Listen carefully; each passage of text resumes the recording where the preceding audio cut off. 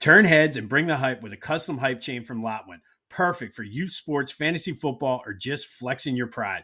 Go to Lotwin.com, use the promo code TCCPOD for 10% off your order. That's Lotwin.com, promo code TCCPOD for 10% off. Get your custom hype chain and get hype with Lotwin.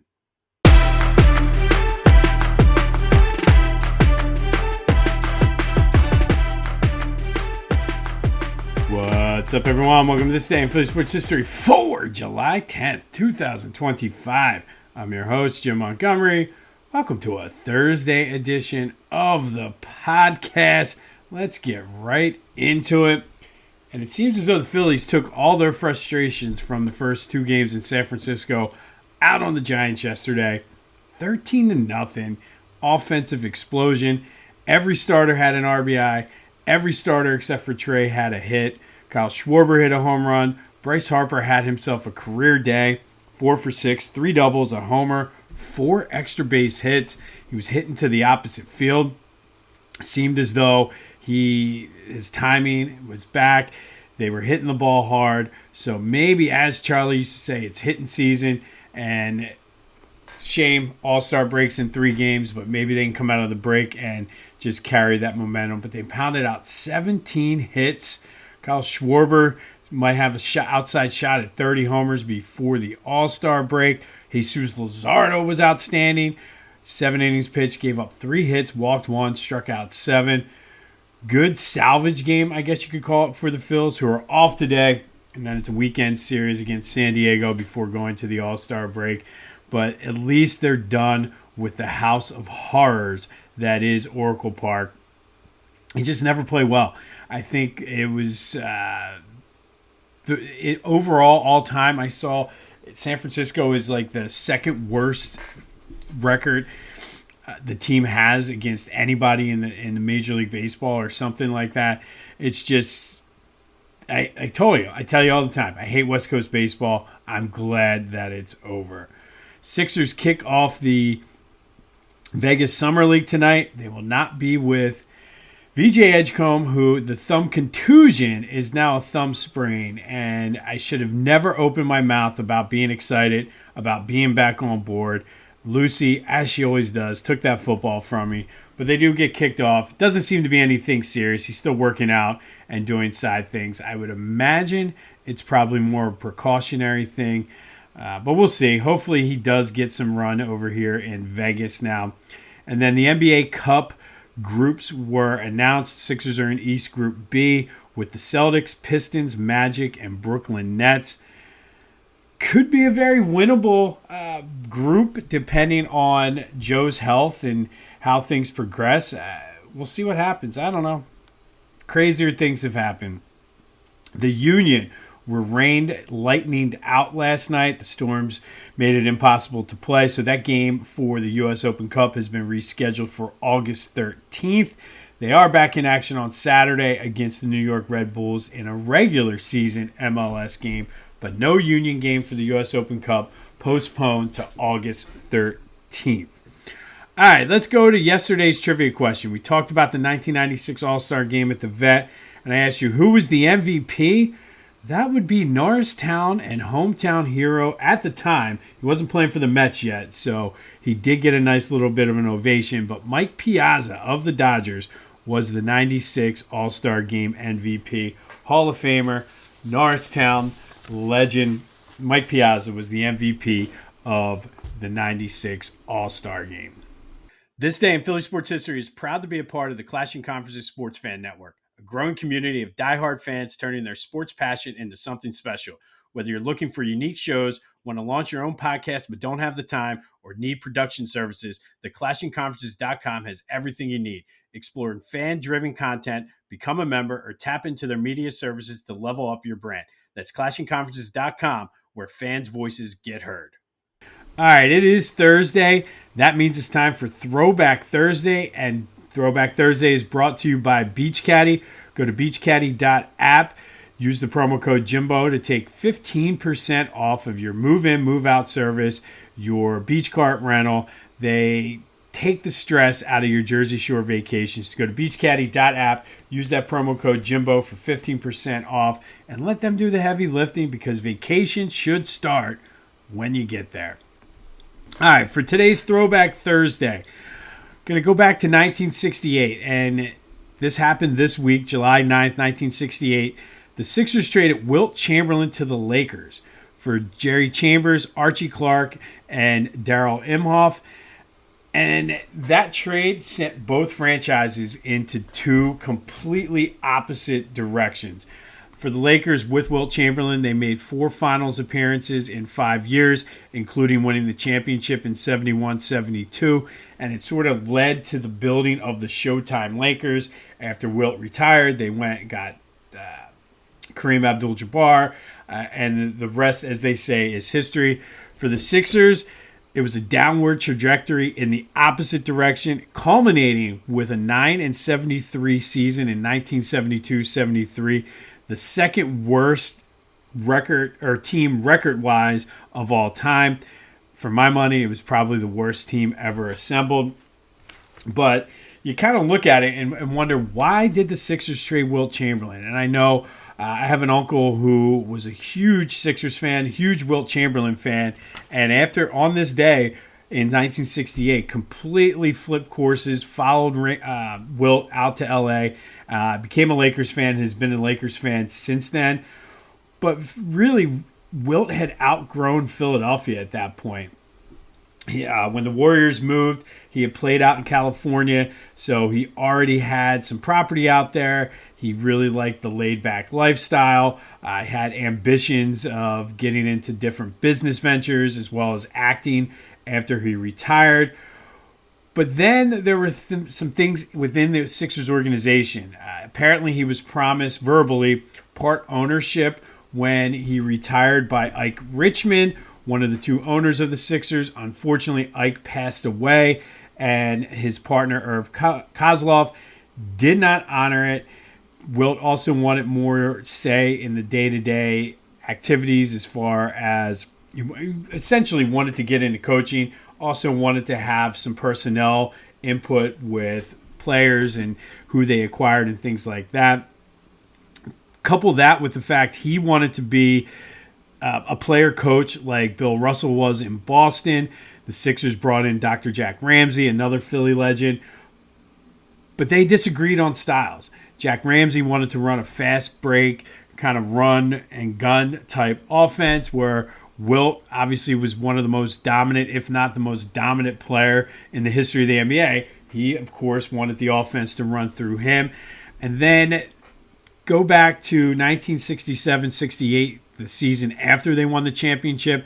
They got bounced from the Celtics in the Eastern Conference Finals, or the East Division Finals, after blowing a 3-1 lead, and he felt as though he was the one who caught the blame, and he's kind of scapegoated into doing that.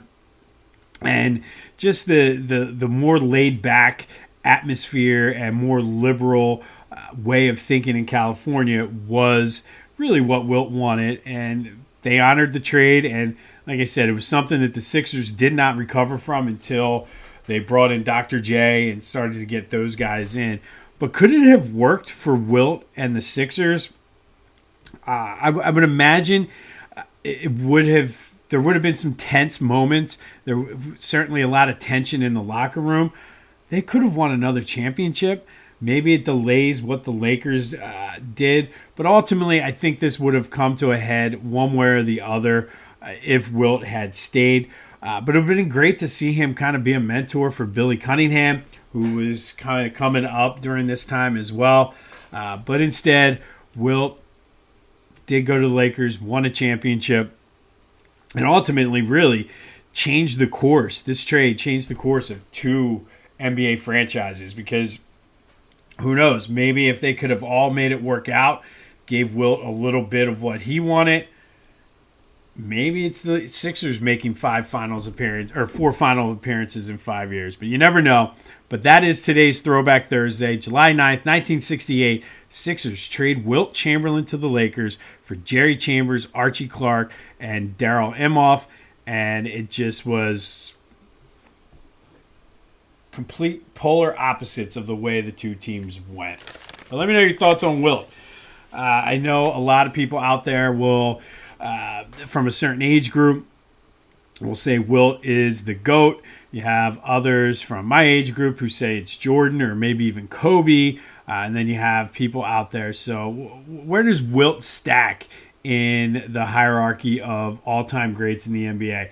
To me, I kind of put him more in a almost mythical sort of category based on the numbers and what he was doing, almost like a Babe Ruth type.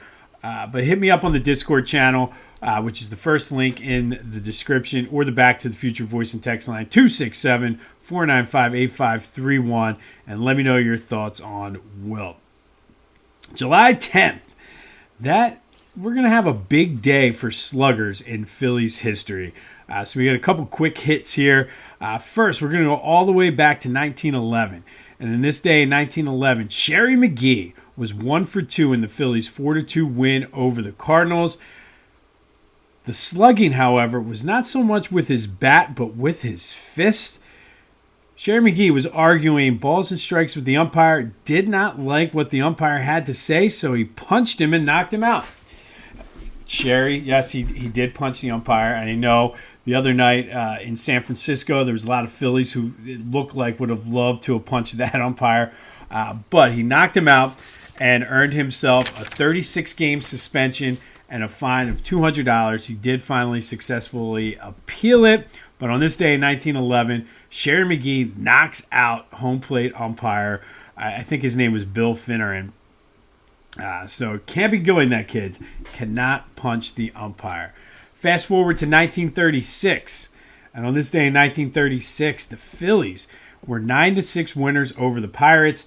In 10 innings, Chuck Klein tied a Major League Baseball record with 4 home runs, including the go-ahead, which turned out to be the game-winning homer in the top of the 10th.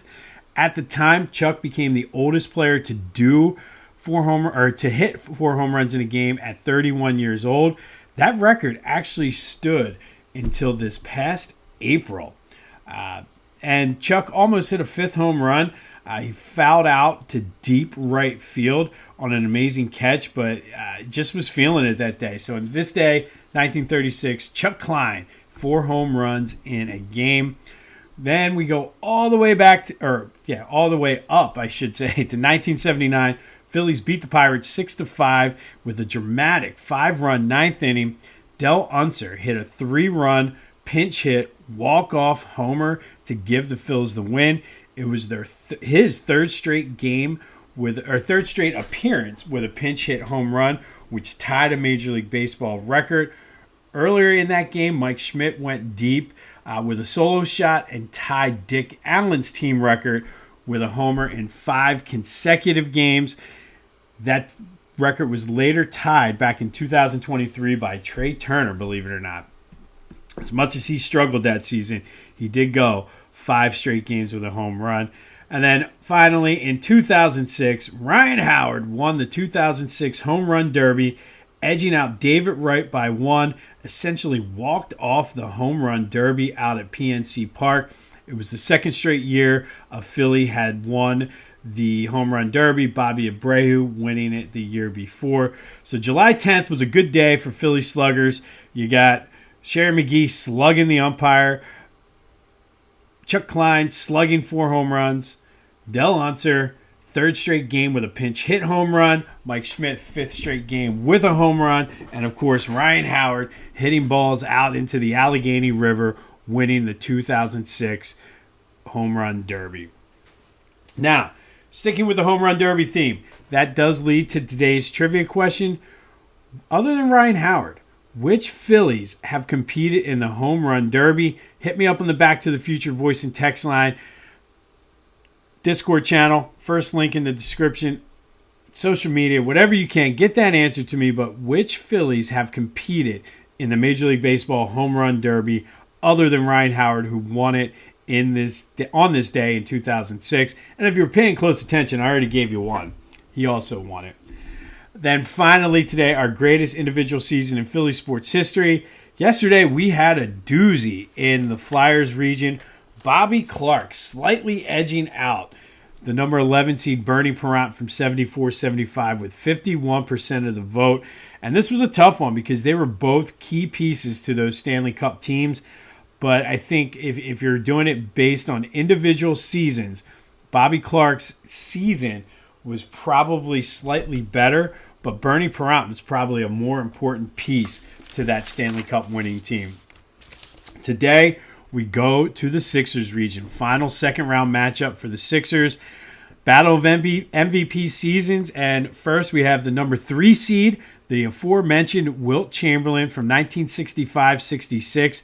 This was his first full year with the Sixers. He was an MVP, All-Star, All-NBA first team, averaged 33.5 points per game, 24.6 rebounds per game, both of which led the league with 47 minutes played. That was the thing about Wilt. He just never came out of games. All the dude did was play. Led the league with 54% field goal percentage. Unfortunately, Sixers, like they tended to do a lot back then, lost to the Celtics in the East Division Finals. And then Dr. J, the 6th seed, from 1980-1981. That was his MVP season. He was an All-Star, All-NBA first team, 24.6 points per game, 8 rebounds, almost 4.5 assists, and 2 steals per game. Played in all 82 games. He was an Iron Man that year, playing 35 minutes per game as well.